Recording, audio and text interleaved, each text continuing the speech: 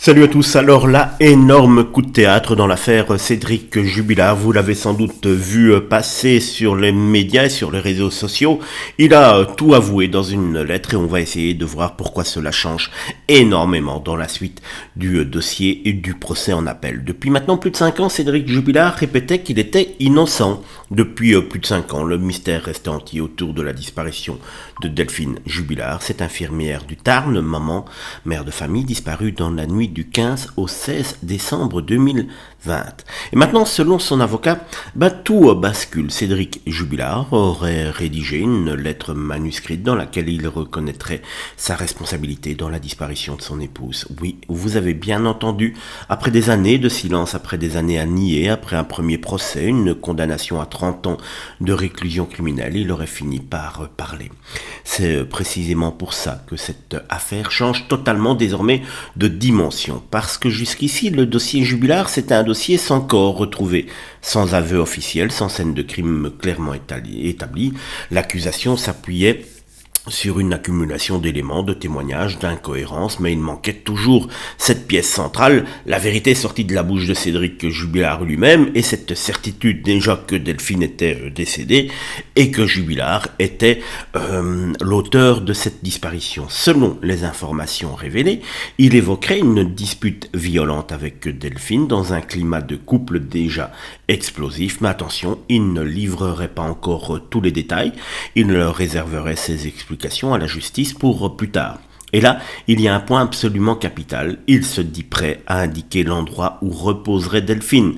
Si c'est confirmé, ce n'est pas seulement un rebondissement judiciaire, c'est peut-être enfin une réponse pour sa famille, ses proches, ses enfants et tous ceux qui attendent depuis des années que Delphine ne soit plus seulement disparue mais retrouvée. Voilà pourquoi cela change tout. Cela peut relancer l'enquête, cela peut provoquer de nouvelles recherches, ça peut modifier complètement le procès en appel prévu à Toulouse et surtout ça peut faire exploser toute la stratégie de défense basée jusque-là sur le déni. Alors bien sûr, il faut rester prudent. Ces aveux doivent être actés officiellement consignés. Évidemment, il faudra qu'il donne les indications du corps de Delphine et qu'on retrouve celui-ci pour lui donner enfin la sépulture qu'elle mérite, cette infirmière du Tarn. Alors pourquoi cela change tout ? Tout simplement parce que Cédric Jubilard, il a bien vu que sa première défense l'avait amené droit dans le mur avec 30 ans. Alors qu'est-ce qu'il espère tout simplement ?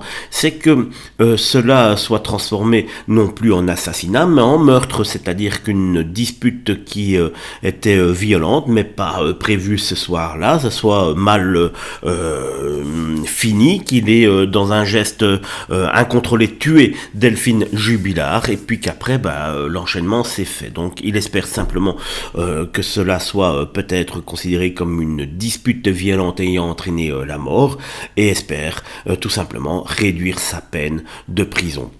En effet, il n'avait, comme je viens de vous le dire, plus rien à perdre. 30 ans, c'est le max, donc il n'avait pas d'autre solution que de reconnaître le crime et d'essayer de faire passer cela pour une dispute, essayer d'arriver plutôt aux 22 ans. Imaginez, il a 20 ans de prison pour une mort après une dispute. Il se déroule, les années se déroulent, il a 20 ans, il se conduit bien en prison et les remises de peine, il peut sortir au bout de plus ou moins 12 ans. Il en a déjà fait quasiment 4, vous avez compris. Cédric Jubilard pourrait être libéré avant les 10 prochaines années. C'est peut-être cela qui trotte dans sa tête. C'est quand même énormément différent par rapport à recevoir 30 ans de prison. Voilà en tout cas mon ressenti sur ces aveux assez particuliers de Cédric Jubilard aujourd'hui.